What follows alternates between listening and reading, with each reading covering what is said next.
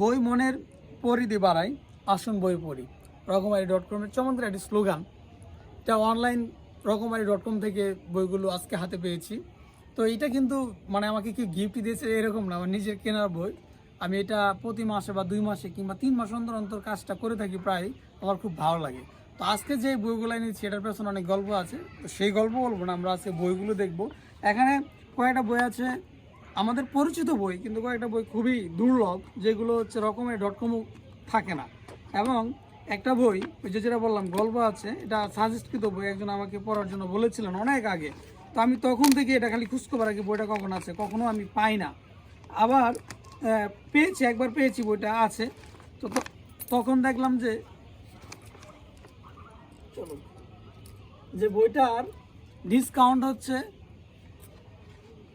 মাত্র 13%। হ্যাঁ, বইটার দাম 300 না 400 টাকা, আমি এখন দেখলে বুঝবো। তো ডিসকাউন্ট হচ্ছে মাত্র 13%, এই জন্য কিনা সাহস পানে, তখন মানে ফাঁকা ছিল। আমি সবসময় এটা খোঁজখবর রাখি কখন এটা ডিসকাউন্ট 25% দিবে, না কখনো পায় না। হঠাৎ করে একবার দেখি যে মাত্র 2টা বই স্টকে আছে এবং তখন 25%-এ বিক্রি করছে। কিন্তু ওই মুহূর্তে আমার কাছে কোনো টাকা নেই, বইটা আমি অর্ডার দিতে পারি নাই। তো এখন আবার অনেক দিন ধরে বইটা খুঁজতেছি, অর্ডার দিব। তো দেখলাম যে আছে এবং পেয়েও গেলাম। কিন্তু ঘটনা হলো কত নিচে, ওই 13% ডিসকাউন্ট। মানে ডিসকাউন্ট এটা আর বাড়া না, এর মানে বোঝা গেল যে বইটা খুবই দুর্লভ। হঠাৎ করে 1-2টা করে বই হাতে আসে, তখন এই যে 13% দিয়ে বিক্রি হয়। আর আমাদের এই নতুন প্রজন্ম আমার কাছে মনে হয় বই সম্পর্কে অতটা অবগত নয়। আমি যেই বইটি সম্পর্কে এতক্ষণ যাবৎ কথা বলছি সেই বইটা আপনাদেরকে দেখাবো। রকমারি.com-এর এই ফাইলটি এই মুহূর্তে কিছুক্ষণের জন্য আমি নিচে রাখছি। সেই বইটা হচ্ছে, আমরা মাত্র এখানে 4টা বই অর্ডার করেছি। তো যেই বইয়ের কথা বলছিলাম সেই বইটা হচ্ছে গীতা রায়, শেখ ফজলুল হক মনি। গীতা রায়, শেখ ফজলুল হক মনি, এটা একটা সাজেস্টকৃত বই, আমাকে একজন পড়ার জন্য বলেছিলেন। তো ওই বইটা বললাম যে গল্পটা, তো শেষ পর্যন্ত নিয়ে নিলাম। 13% ডিসকাউন্টে এই বইটা নিয়েছি। এই বইটার প্রাইস হচ্ছে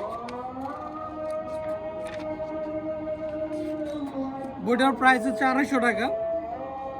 আর প্রকাশক বলে লাভ নেই, কারণ এটা প্রথম যে প্রকাশক ছিল তারা তো আর এটা জীবিত নেই। তো এখন এটা নতুনভাবে বিভিন্ন প্রকাশক এটা বের করে।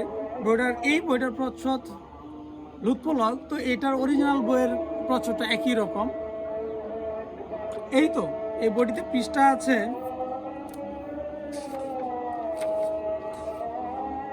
111 পেজ, বইটিতে 111 পেজ।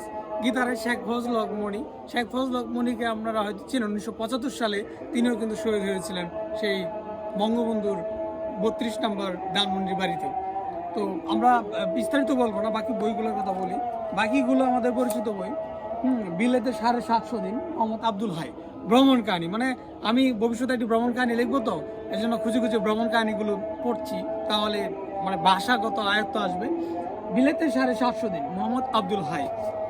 তারপরে আমরা যে বইটি আছে 1927 সালে বিলেত থেকে পথে প্রবাসে অনদর শঙ্কর রায়, পথে প্রবাসে অনদর শঙ্কর রায়, 2টা রায় পেয়ে গেলাম আজকে আমরা। তারপরে যে বইটি আমার হাতে এই মুহূর্তে আছে সেই বইটি হচ্ছে চলে মুসাফির, জসিমউদ্দিনের বই কিন্তু খুবই দুর্লভ, পাওয়াই যেতে চায় না। তো চলে মুসাফির অনেক পুরনো একটি বই। তো এটাও কিন্তু ভ্রমণ কাহিনী, এটা আবার আত্মজীবনী জসিমউদ্দিনের। তো এই বইটি প্রকাশক হচ্ছে পলাশ প্রকাশনী। বইটির পেজ নাম্বার যদি একটু বলি,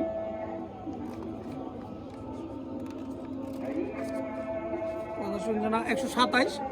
তো আমরা এই বইগুলো পড়বো। আমার এর মধ্যে চলে মুসাফির একটু পড়া ছিল।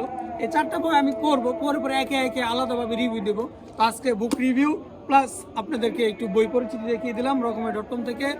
আসুন বই মনে পড়িয়ে বাড়াই, চলুন বই পড়ি। ধন্যবাদ সবাইকে।